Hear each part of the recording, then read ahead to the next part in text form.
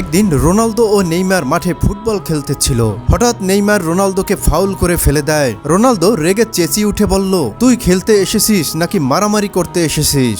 নেইমারও রেগে বলে, তুমি কি ভেবেছো শুধু তুমি সুপারস্টার? গ্যালারিতে থাকা দর্শকরা এই দৃশ্য দেখে অবাক হয়ে রইল।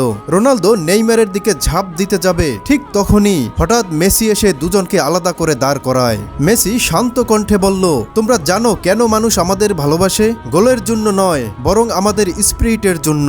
এই কথা শুনে রোনালদো অবাক হয়ে তাকায়। অপরদিকে নেইমার চুপ হয়ে যায়। এবার মেসি বলল, মাঠে আমরা একে অপরের প্রতিদ্বন্দ্বী হতে পারি, কিন্তু জীবনে আমরা সবাই একই দলের খেলোয়াড়। এখানে জেতা মানে অন্যকে হারানো নয়, জেতা মানে নিজেকে প্রতিদিন উন্নত করা।